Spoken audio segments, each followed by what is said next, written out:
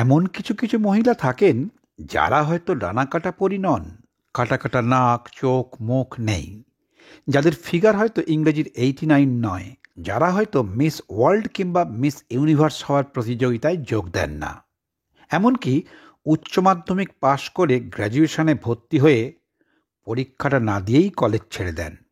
কিন্তু তুখোর ব্যক্তিগত পড়াশোনা, চালচলন, কথাবার্তা, হাসি, বাচনভঙ্গি সব মিলিয়ে তাদের আকর্ষণ থেকে তুমি কিন্তু কিছুতেই নিজেকে দূরে সরিয়ে রাখতে পারবে না। আজ ঠিক এই রকমই একজন মহিলার কথা বলবো, যার নাম অপর্ণা সেন।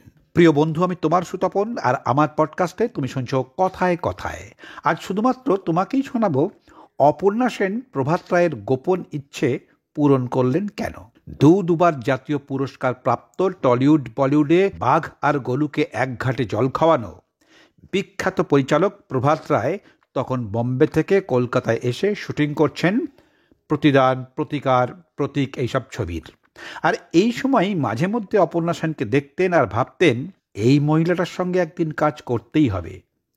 যদিও দেখা হলে অবশ্যই বড়জোর নমস্কার, কেমন আছেন, তার বেশি একটা শব্দ কখনো আদান প্রদান হয়নি। একদিন সাংবাদিক বন্ধু স্বপন ঘোষ তাকে বললেন, প্রযোজক শঙ্কর গোপ তোকে দিয়ে একটা ছবি করাতে চান, কিন্তু নায়িকা হবেন অপর্ণা সেন। প্রভাত রায়কে একদিন স্বপন ঘোষ নিয়ে গেলেন অপর্ণা সেনের বাড়িতে। যথারীতি আলাপ হলো। সে অপর্ণা সেনকে বলল, আপনাকে নিয়ে ও ছবি করতে চায়। প্রভাত রায়ের গায়ে যেন আচমকা এক বালতি ঠান্ডা জল ঢেলে দিলেন অপর্ণা সেন। প্রভাত রায় জিজ্ঞাসা করলেন, প্রতিকার দেখেছেন? ঠোঁট টিপে অপর্ণা সেন হেসে বললেন, মারামারির ছবি আমি দেখতে পারি না, মাথা ধরে যায়। তাই আপনার ছবি আর কি করে দেখব, আমি তো মারামারি করতে পারি না। তিনি যতই অপর্ণা সেন হন না কেন, বম্বেতে নিজের যোগ্যতায় সসম্মানে বাঘ আর গরুকে এক ঘাটে জল খাইয়ে এসেছেন দিনের পর দিন। তাই খোঁচাটা খেয়ে রিটার্ন খোঁচা দিয়ে বললেন, আপনাকে নিয়ে ছবি করলে মারামারির ছবি নয়, আপনি ঠিক যেমন ছবি করতে ভালোবাসেন সেই ধরনের ছবিই করব। এবার একটু কম খোঁচা দিয়ে অপর্ণা সেন বললেন, পারবেন? মক্ষম খোঁচার জবাব মক্ষমভাবে দিয়েই প্রভাত রায় বললেন, একদিকে Howrah bridge, an evening in Paris, Kashmir কি কলি, অন্যদিকে আরাধনা, কটিপতং, অনুরাগ, আনন্দ আশ্রমের মতো ছবি যিনি করেছেন, সেই শক্তি সামন্তের কাছে তিনি টানা 10 বছর কাজ করেছেন। এটাও জানাতে ভুললেন না, মারামারির ছবি করা কিন্তু খুব শক্ত ম্যাডাম, কারণ টেকনিক্যাল কাজটা খুব ভালো করে জানতে হয়। অবিশ্বাস্য, অবাস্তব ব্যাপারটাকে মানুষের মধ্যে বিশ্বাসযোগ্য করে হাততালি পাওয়া এবং ছবিটা হিট করানো অত সোজা নয়। সত্যজিৎ রায়ের মতো পরিচালকও শোলে ছবি দেখে ঠিক এই রকমই মন্তব্য করেছিলেন। শুরুতেই তুচ্ছ-তাচ্ছিল্য করে একেবারে চূড়ান্ত ঔদ্ধত্যের সঙ্গে যাকে ভাগিয়ে দিতে চেয়েছিলেন, তার এই যুক্তির কাছে হেরে গিয়ে সেই মানুষটার কাছেই নাক উঁচু অপর্ণা সেন রাজি হয়ে গেলেন প্রভাত রায়ের সঙ্গে কাজ করতে। পরক্ষণেই তাই বললেন, গল্প কিছু ভেবেছেন?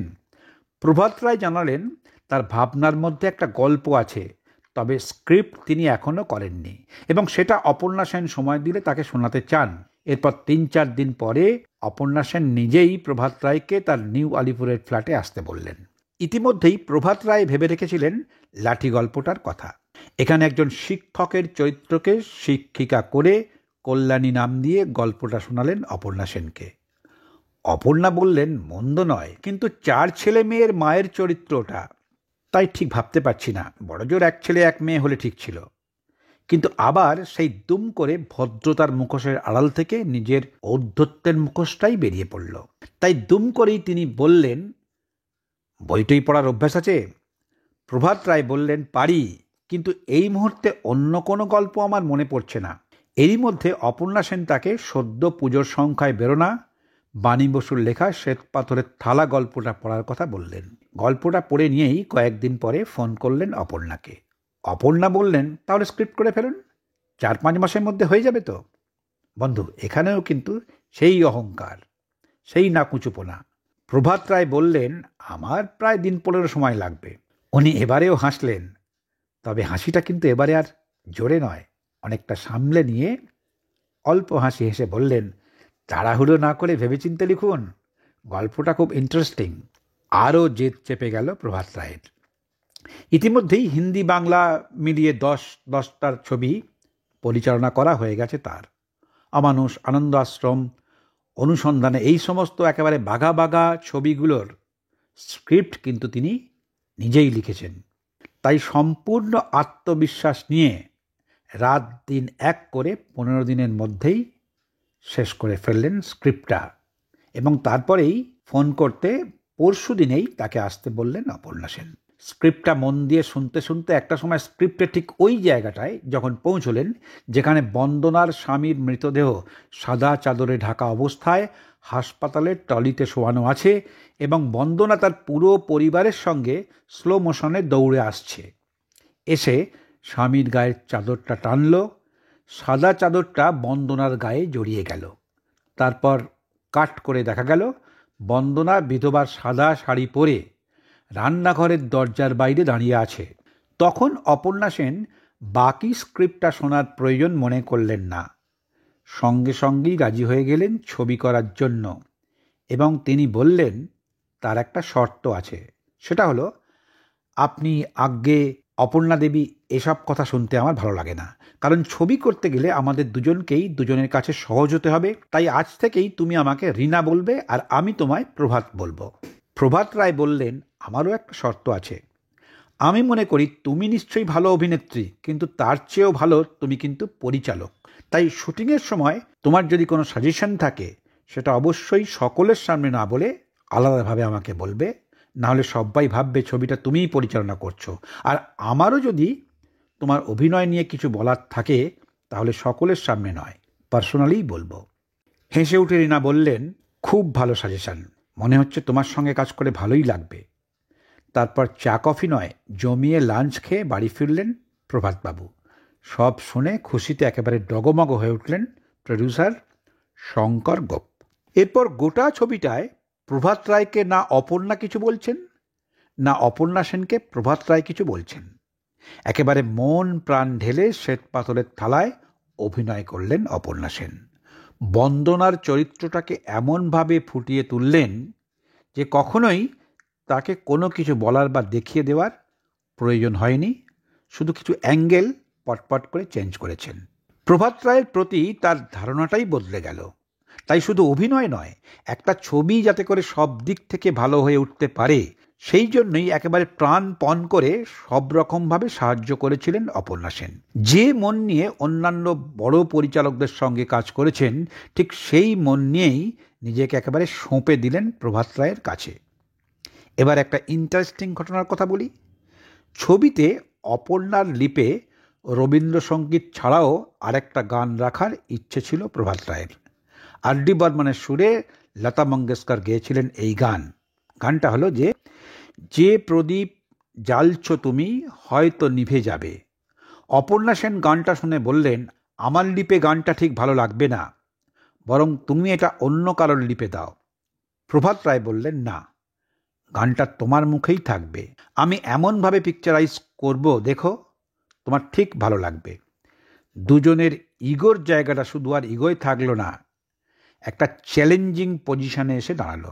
অপর্ণা বললেন, ঠিক আছে, যদি গানটা আমার মুখে ভালো না লাগে তাহলে কিন্তু গানটা তুমি ফেলে দেবে। প্রভাত রায় বললেন, ঠিক আছে, তাই হবে।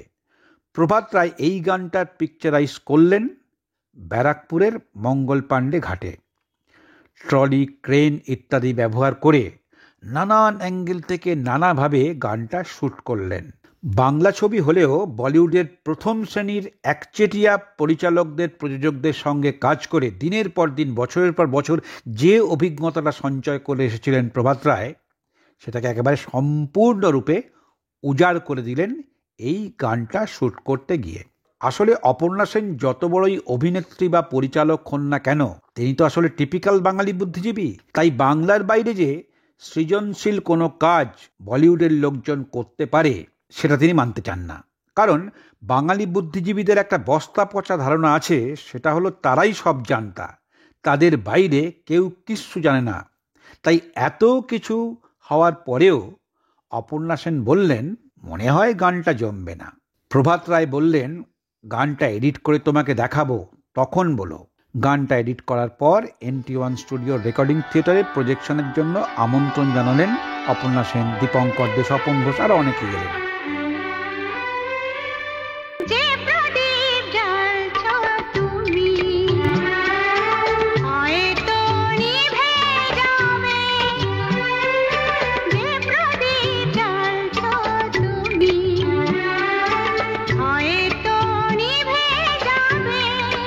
প্রজেকশন শেষ হওয়ার পর দীপঙ্কর দে অকুণ্ঠ প্রশংসা করলেন, কিন্তু কিচ্ছু না বলেই চলে গেলেন অপর্ণা।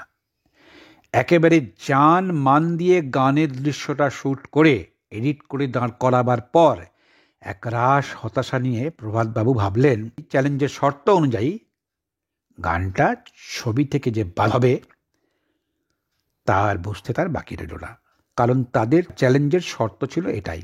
সন্ধ্যাবেলা প্রভাত রায়ের ফ্ল্যাটের কলিং বেল বাজল।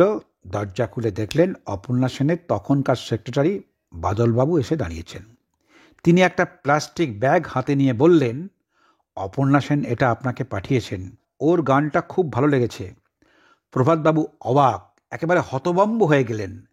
তারপর ব্যাগের ভেতরে দেখলেন এক বোতল Johnnie Walker Black Label whisky. একরাশ কালো মেঘের বুক চিরে হেসে উঠল সূর্য। ছবির কাজ যত এগোতে লাগলো ততই ফুটন্ত ফুলের মতো একটা একটা করে তার প্রত্যেকটা পাপড়িকে মেলে ধরলেন প্রভাত রায়ের কাছে।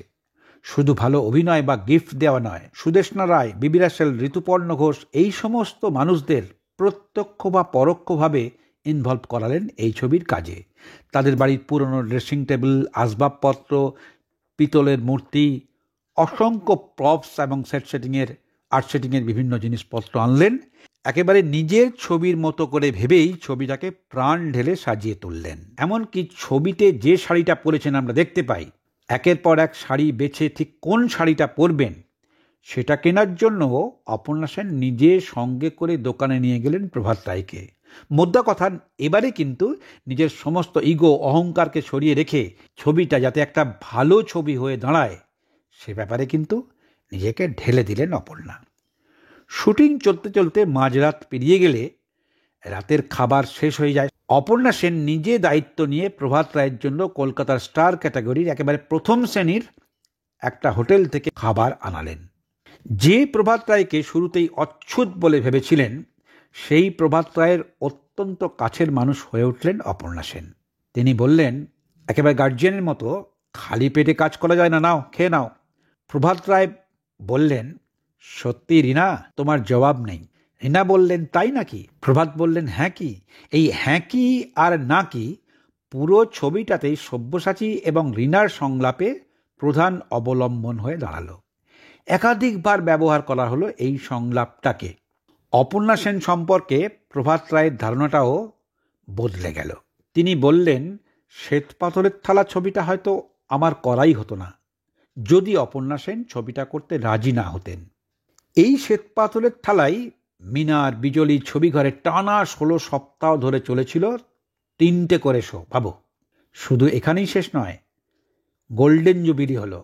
শ্রেষ্ঠ পারিবারিক ছবি হিসাবে 1993 সালে জাতীয় পুরস্কারও পেল। তার সত্ত্বেও মনের দুঃখ মনেই রয়ে গেল প্রভাত রায়ের। কারণ প্রভাতবাবুর মনে হয়েছিল শ্রেষ্ঠ অভিনেত্রী হিসাবে এই ছবিটায় জাতীয় পুরস্কার অবশ্যই পাওয়া ছিল রীনার। যদিও পরে তিনি শুনেছিলেন মাত্র 2টো ভোটের ব্যবধানে সে বছর মীনাক্ষী শেষাদ্রি দামিনী ছবির জন্য জাতীয় পুরস্কার পেলেন। তার থেকে আরও বড় আক্ষেপের বিষয় বা দুঃখের বিষয় হলো এটাই, বাঙালি যে বাঙালির কত বড় শত্রু এখানে একটা জলজান্ত প্রমাণ দিই।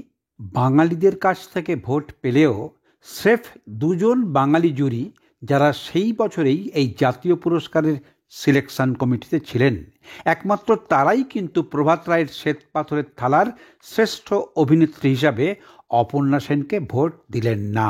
আরও বড় আক্ষেপের বিষয়, এই প্রভাত রায়েরই লাঠি ছবিটা কিন্তু শ্বেত পাথরের থালার থেকেও বড় হিট করেছিল। টানা 25 সপ্তাহ চলেছিল এবং লাঠিও কিন্তু অবশেষে জাতীয় পুরস্কার পেয়েছিল। অথচ লোকে কিন্তু আজও প্রভাত রায়কে চেনেন স্রেফ শ্বেত পাথরের থালার পরিচালক হিসাবে। আজও বহু মানুষ বলেন এই ছবিটার গল্পটা নাকি সময়ের থেকে অনেক বেশি এগিয়ে ছিল।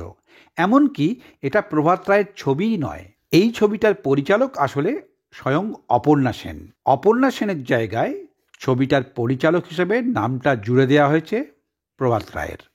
শুধু সেদিন নয়, আজও কিন্তু এই জাজমেন্টটাই একেবারে শিলমোহর মেরে দিয়েছেন এক শ্রেণীর সবজান্তা বাঙালি পাবলিক। শুধু তাই নয়, প্রভাত রায় নিজে অত্যন্ত দুঃখের সঙ্গে জানিয়েছেন যে সেটা কি অপর্ণা সেনের প্রতি মানুষের আকর্ষণের জন্য।